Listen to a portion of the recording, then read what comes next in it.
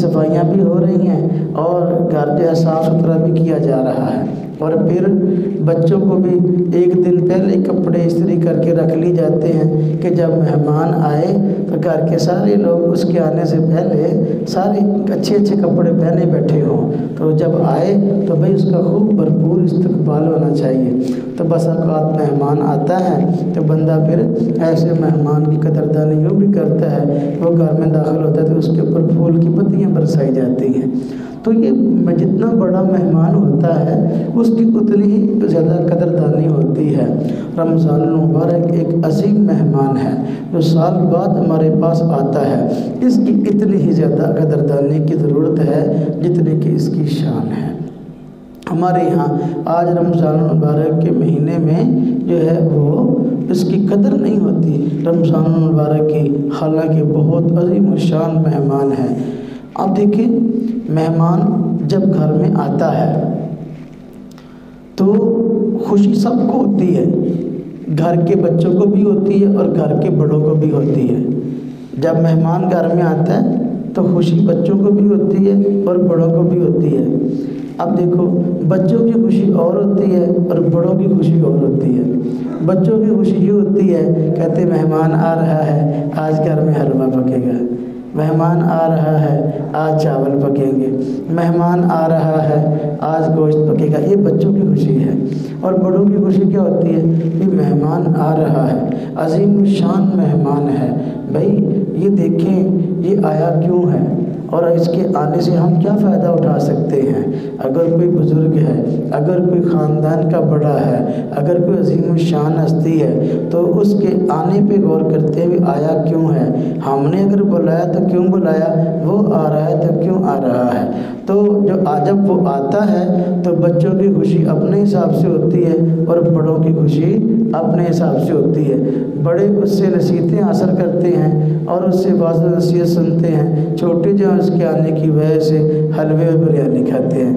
تو دیکھو یہ خوشی اپنی ہے، کیونکہ جیسا بندہ ہے اس کی ویسے خوشی ہے۔ تو رمضان المبارک یہ عظیم الشان مہمان ہے، اس کے آنے کی وجہ سے دونوں خوشیاں مل جاتی ہیں، کھانے پینے کا نظام بھی بڑھ جاتا ہے۔ آپ کو پتہ ہے حضور نبی پاک صلی اللہ علیہ وسلم کا ارشاد ہے کہ رمضان المبارک کے اندر مومن کا رزق بڑھا دیا جاتا ہے۔ رمضان المبارک کے اندر فرمایا مومن کا رزق بڑھا دیا جاتا ہے۔ اب مومن کا رزق بڑھا دیا جاتا ہے وہ ساری کی ساری چیزیں جو رمضان المبارک کے مہینے میں عموماً دسترخوان پہ دستیاب ہوتی ہیں، رمضان کے علاوہ باقی دنوں میں وہ چیزیں دسترخوان پر دستیاب نہیں ہوتی۔ تو رمضان المبارک عظیم مہمان ہے، رمضان المبارک عظیم مہمان ہے۔ آواز نہیں آ رہی؟ رمضان المبارک عظیم مہمان ہے۔ جب یہ عظیم مہمان ہے تو اس کی قدردانی کی بہت ضرورت ہے اور عظمت کی ضرورت ہے۔ یہ تو نہیں بند،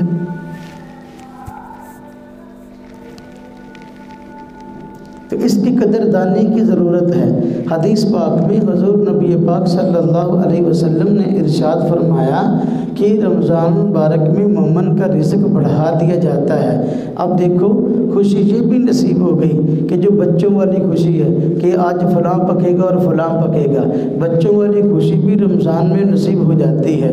بڑوں والی خوشی بھی ہوتی ہے، بھی مہمان آیا کیوں ہے، مہمان کیوں آیا، رمضان کیوں آیا، ہمیں گناہوں سے پاک کرنے کے لیے آیا۔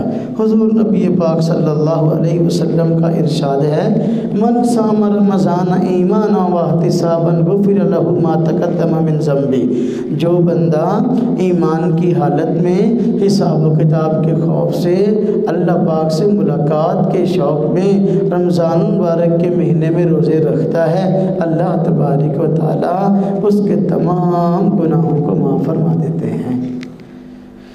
تو یہ بڑوں کی خوشی ہے، چونکہ چھوٹوں پر تو روزہ فرض نہیں ہوتا، روزہ بڑوں پر ہے اور گناہ بھی بڑوں سے ہوتے ہیں، چھوٹے بچے تو ویسے گناہوں سے معصوم ہوتے ہیں۔ تو اللہ پاک نے رمضان المبارک عظیم الشان مہمان کو بھیج کر چھوٹوں کی خوشی کا بھی انتظام کر دیا، بڑوں کی خوشی کا بھی انتظام کر دیا۔ تو رمضان مہمان ہے، کس کا مہمان ہے؟ اب مہمان بھی تو اس کی عظمت اور قدر ہوتی ہے کہ اس کی نسبت کے لحاظ سے اب رمضان کی نسبت اللہ کی طرف ہے۔ حضور نبی پاک صلی اللہ علیہ وسلم نے فرمایا رمضان اللہ کا مہینہ ہے، رمضان اللہ کا مہینہ ہے تو یہ اللہ کا مہمان ہے۔ جب بندہ مہمان ہونا ہی ایک عزت اور شان والی بات ہے، لیکن اگر مہمان کسی بڑی شخصیت کا ہو تو پھر اس سے مہمان کی بھی عزت اور قدر بڑھ جاتی ہے۔ رمضان اللہ کا مہمان ہے، جب اللہ کی طرف اس کی نسبت ہو گئی تو یہ مہمانوں میں عظیم الشان مہمان ہوا، اس لیے اس کی قدردانی کی ضرورت بھی کہیں زیادہ ہے کہ یہ اللہ کا مہمان ہے۔ جو اللہ کے مہمان کی قدردانی کرے گا اللہ تبارک و تعالیٰ اس کی قدردانی کرے گا۔ حضور نبی پاک صلی اللہ علیہ وسلم رمضان مبارک کے مہینہ کے شروع ہونے سے 2 ماہ پہلے ہی رمضان مبارک کی خواہش کا اظہار فرمایا کرتے تھے، یا اللہ رمضان کا مہینہ ہمیں دکھا دے۔ آپ دعا کیا کرتے اللہم بارک لنا فی رجب و شعبان، اے اللہ ہمارے لیے رجب اور شعبان کے مہینہ میں برکت عطا فرمائیے اور زندگی میں اتنی مہلت عطا فرمائیے کہ ایک مرتبہ پھر رمضان مبارک کا مہینہ دیکھنا نصیب ہو۔ حضور نبی پاک صلی اللہ علیہ وسلم 2 ماہ تک مسلسل یہ دعائیں کرتے۔ جب 2 ماہ تک مسلسل یہ دعائیں کرتے، یا اللہ رمضان کا مہینہ پھر دکھا دے، یا اللہ رمضان کا مہینہ پھر دکھا دے، اس سے یہ بات معلوم ہوتی ہے کہ واقعی یہ عظیم الشان مہمان ہے کہ اس کے آنے کی خواہش، اس کے پانے کی خواہش، عظیم الشان ہستی حضور نبی پاک صلی اللہ علیہ وسلم کی ذات بھی واقعی اس کے پانے کی خواہش کا اظہار فرما رہے ہیں۔ تو رمضان المبارک عظیم مہمان ہے، اس کی عظیم قدردانی کی ضرورت ہے۔ اللہ پاک نے رمضان المبارک کا مہینہ کیوں بھیجا؟ ہم اس کی قدر کرنے والے بن جائیں اور اس مہینے کے اندر اللہ تبارک و تعالیٰ کی رضا حاصل کرنے والے بن جائیں۔ مسلمان کے لیے گناہوں سے پاک ہونے کا بہترین ذریعہ رمضان ہے۔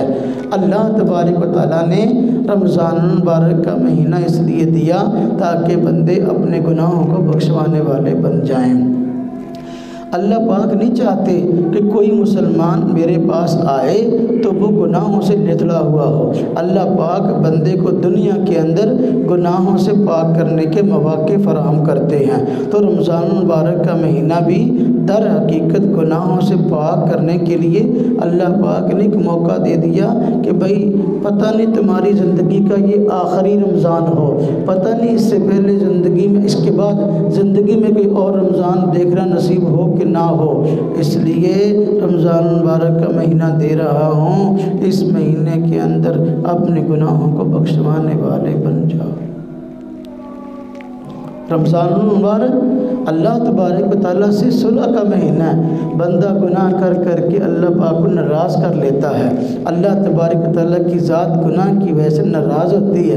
اللہ پاک کی ذات نے کرم کرتے ہوئے، احسان فرماتے ہوئے رمضان المبارک کا مہینہ ہمیں عطا فرمایا ہے۔ کیوں؟ تاکہ اس رمضان المبارک کے مہینہ میں ہم اللہ تبارک و تعالیٰ کو راضی کرنے والے بن جائے، اللہ کی ناراضگی ختم کرنے والے بن جائے۔ اللہ تبارک و تعالیٰ نے رمضان المبارک کا مہینہ ہمیں عطا کیا تاکہ ہم رمضان المبارک کے مہینہ میں اللہ پاک سے گناہ بخشوانے والے بن جائیں۔ اب دیکھیں اللہ پاک نہیں چاہتے کہ بندہ گناہ کرے، لیکن انسان ہے، اس سے غلطیاں، خطائیں اور گناہ ہو جاتے ہیں۔ اللہ پاک کی ذات نے ایک ایٹومیٹکلی سال کے اندر ایک ایسا مہینہ رکھ دیا جس کے اندر بندے کو گناہوں سے بچنے کی پریکٹس ہو جاتی ہے، بندے کو گناہوں سے بچنے کا ماحول مل جاتا ہے۔ پورا رمضان المبارک کا مہینہ بندہ جب گناہ سے بچتا ہے تو پھر اگلے 11 مہینے بھی اس کو گناہوں سے بچنا آسان ہو جاتا ہے۔ جب بندے کا روزہ نہیں ہوتا تو عام طور پر بندہ گناہ کر جاتا ہے، گناہ کے خیالات دل میں آتے ہیں، رمضان کے علاوہ بھی آتے ہیں، رمضان میں بھی آتے ہیں، لیکن رمضان المبارک میں بہت کم آتے ہیں۔ رمضان المبارک کے مہینہ کے علاوہ خیالات زیادہ آتے ہیں، بندہ جب خیالات گناہ کے آتے ہیں عملاً کر گزرتا ہے، لیکن رمضان المبارک کا مہینہ اللہ پاک نے اس لیے دیا تاکہ بندہ جو گناہوں سے بچنے والا بن جائے۔ رمضان المبارک کے مہینے میں جب بندہ روزہ رکھ لیتا ہے تو عام طور پر گناہ سے بچنے کی کوشش کرتا ہے۔ جب بندے کا گناہ کی طرف دھیان جاتا ہے نا تو فوراً اپنے روزے کی طرف بھی دھیان آتا ہے کہ بھئی دیکھو گناہ کی طرف دھیان گیا لیکن میرا تو روزہ ہے، تو روزے کی حالت میں یہ گناہ کیسے کر سکتا ہوں، تو بندہ گناہ کے کرنے سے باز آ جاتا ہے۔ تو اسی طرح اب دیکھیں رمضان المبارک کے مہینہ میں جب بندہ مسلسل 1 ماہ تک گناہوں سے بچ جاتا ہے اور 1 ماہ تک مسلسل گناہوں سے بچنے کی پریکٹس کرتا ہے تو پھر آگے رمضان المبارک کے بعد کی زندگی میں بھی اس کے لیے گناہوں سے بچنا آسان ہو جاتا ہے۔ تو یہ گویا کہ گناہوں سے بچنے کی پریکٹس کا مہینہ ہے۔ 1 ماہ تک کوئی کام بندہ مسلسل کر لے تو 1 ماہ تک جب وہ کام مسلسل کر لیتا ہے بس اوقات وہ کام اس کی عادت بن جاتی ہے۔ تو رمضان المبارک کے مہینے میں گناہوں سے بچنے کی ایک عادت بنانا مقصد ہے کہ بندہ رمضان کے مہینے میں گناہ سے بچنے کی عادت بنا لے۔ جب پورا مہینہ رمضان کے مہینے میں گناہوں سے بچنے کی عادت بنا لے گا تو اب باقی مہینوں میں اس کے لیے گناہوں سے بچنا آسان ہو جائے گا۔ تو یہ رمضان المبارک کا عظیم الشان مہینہ جو اللہ کا مہمان ہے، یہ اس کی عظمتیں اور اس کی قدریں ہیں، ہمیں چاہیے کہ ہم اس کی قدردانی کریں۔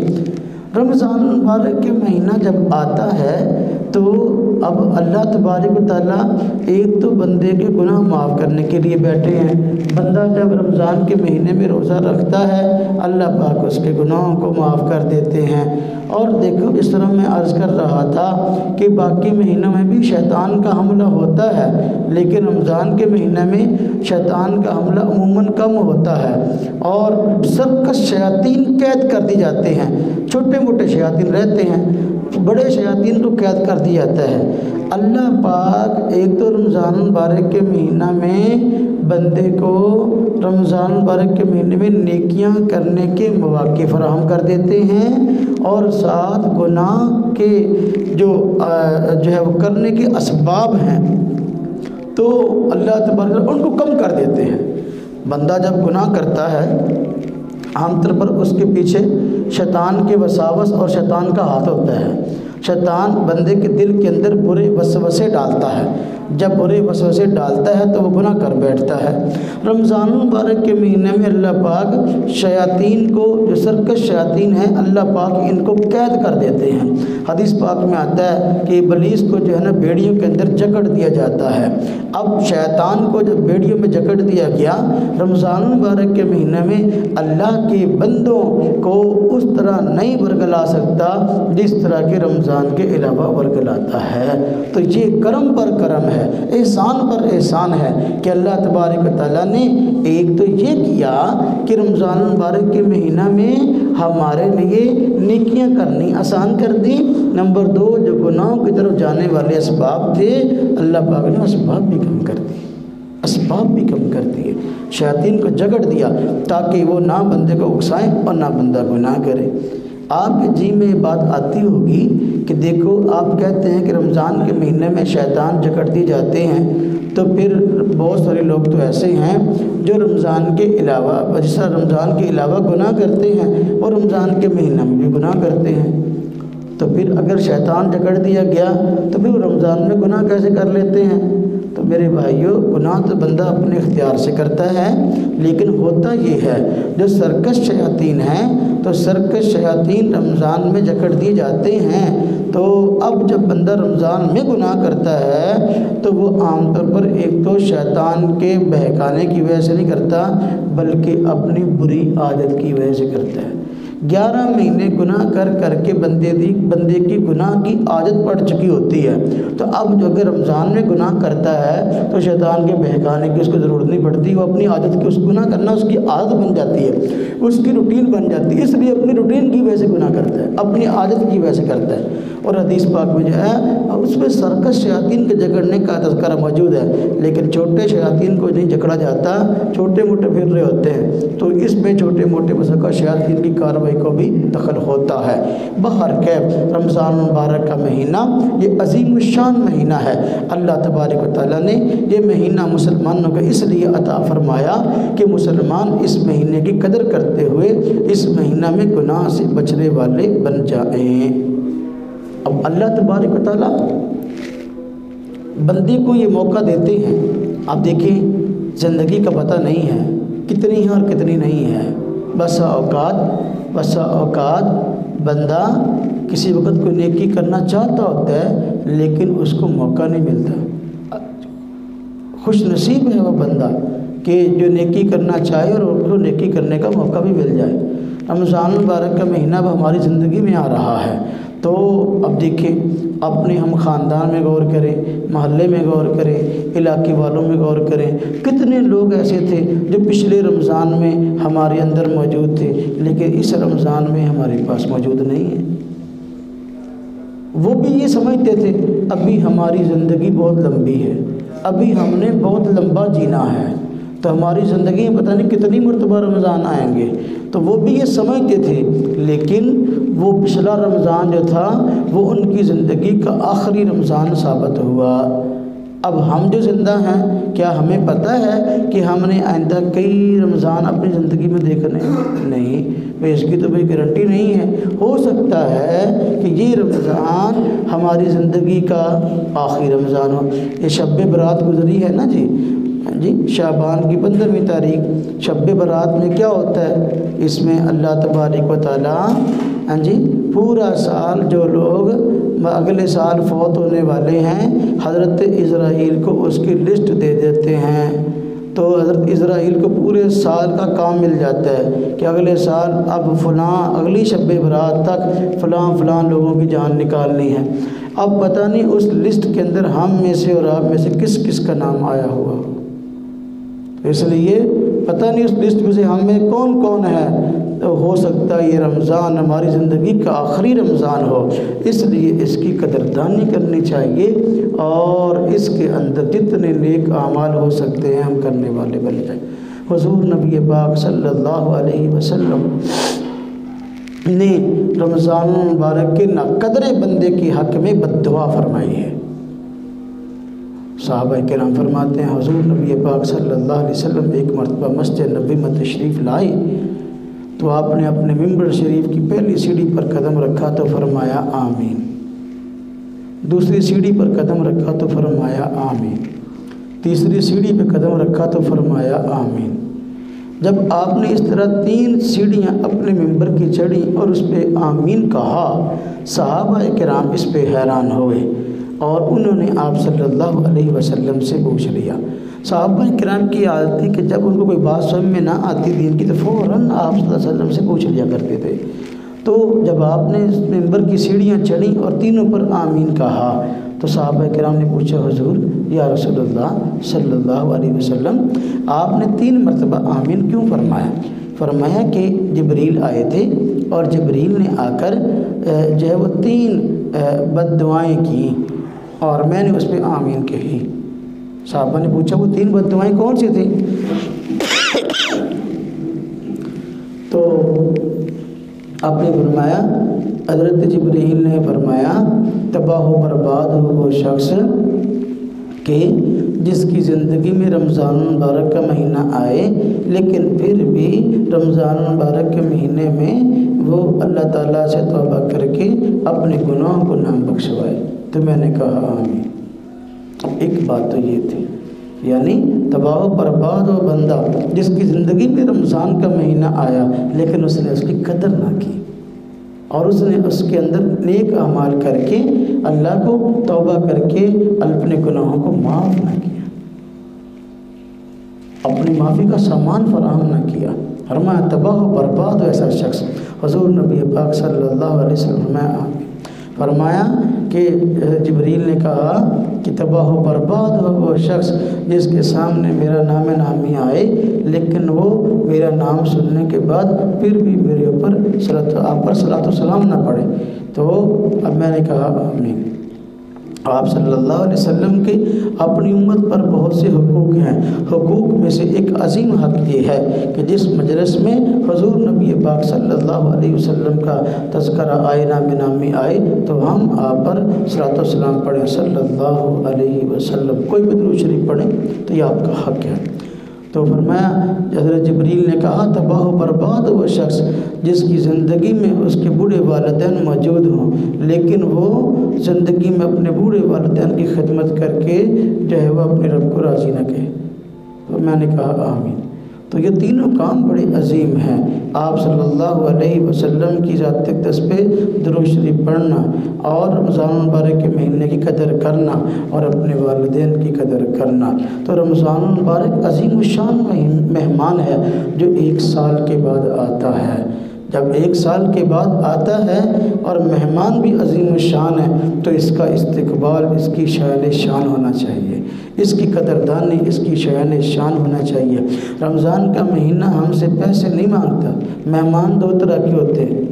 एक मेहमान वो होता है जो घर में आता है इस नीयत से कि मैं घर वालों से कुछ खाऊंगा, घर वालों से वो चाह रहा होता है हाँ जी घर वाले मेरे लिए हलवा पकाएं, मेरे लिए खीर पकाएं, मेरे लिए गोश्त पकाएं, मेरे लिए चावल पकाएं, मेरे लिए बिरयानी पकाएं। अब एक मेहमान ये होता है। एक मेहमान वो होता है वो जानता है कि भाई ये बेचारे जिनके पास जा रहा हूँ ये खुद मुझे तो कुछ नहीं दे सकते, मैं जाता हुआ इनके साथ कोई ना कोई तावन की सूरत लेके जाऊँ। अब वो घर आता है तो इतना बड़ा शापर फलों वाला उसने उठाया हुआ है, उसमें सेब केले ये वो लेके आता है। ये मेहमान है। जब वो जाता है तो जिस घर में आया था जाता हुआ उनके बच्चों को बच्चियों को जाता हुआ पैसे दे के जाता है हाँ जी कि भाई आया तो उस वक्त भी लदा हुआ कुछ ना कुछ लेकर आया, जब जा रहा है तो अब भी कुछ ना कुछ दे के जा रहा है। रमज़ान ऐसा महीना नहीं है जो हमसे कुछ मांगता हो, बल्कि रमज़ान ऐसा महीना है जो हमारे लिए कुछ लेके आ रहा है। आता है रहमतें लेकर आता है, बरकतें लेकर आता है, जाता है तो हमें मग़फ़िरत की खुशखबरी सुना के जाता है। रमज़ान मुबारक का महीना जब जाता है लोग उसमें रोज़ा रखते हैं तो अब मुसलमान ईद की नमाज़ पढ़ने के लिए जब ईदगाह में जमा होते हैं अल्लाह तबारक व तआला बावजूद इल्म होने के फरिश्तों से पूछते हैं कि भाई मेरे ये बंदे यहाँ क्यों जमा हैं, ईदगाह में ईद पढ़ने के लिए क्यों जमा है। तो फरिश्ते कहते हैं या बारी ताला इन्होंने पूरा महीना रोज़े रखे हैं। बाद रवायत में आता है भाई उस शख्स की क्या मजदूरी है जो अपनी मजदूरी को पूरा कर ले तो उसका क्या हक़ है। आप अल्लाह पाक फरमाते हैं उसका ये कि उसको पूरा उसका हक़ दे दिया जाए। तो ये बंदे आज कहते हैं ये बंदे आपसे यही चाहते हैं। अल्लाह पाक फरिश्तों को गवाह बना कहते हैं अच्छा मेरे बंदे मुझसे यही चाहते हैं, मग़फ़िरत चाहते हैं। फरमाया तुम गवाह रहो मैंने इन तमाम लोगों की बख्शिश कर दी। हदीस पाक में आता है जब बंदे ईद की नमाज़ पढ़ के मुसलमान रोज़ादार ईद की नमाज़ पढ़ के ईदगाह से वापस लौटते हैं तो अल्लाह पाक उनको गुनाहों से इस तरह पाक कर देता है जैसा कि आज उनकी माँ ने उनको पैदा किया। जिस तरह कि एक दिन का बच्चा आज दुनिया में आया उसके नामा अमाल में कोई गुनाह तो नहीं होता, गुनाहों से पाक साफ़ होता है। इसी तरह फरमाया बंदा जब ईदगाह से ईद की नमाज़ पढ़ के जाता है अल्लाह पाक उसके गुनाहों को इस तरह माफ़ कर देते हैं। तो ये रमज़ान अजीम शान मेहमान है। ये हमें कुछ देने के लिए आया है, हमसे कुछ लेने के लिए नहीं आया, हमारे ही फ़ायदे के लिए आया। अल्लाह तबारक व तआला ने रमज़ान मुबारक के महीने में खुद बंदे के लिए इनामात की बारिश कर दी और इनामात का बहुत बड़ा सामान फराहम कर दिया। कुछ बातें आज होगी इंशाअल्लाह कुछ अगले जुमा में अर्ज़ करेंगे। अल्लाह तबारक व तआला हम सब को रमज़ान मुबारक की कदर करने की तौफ़ीक़ अता फ़रमाए।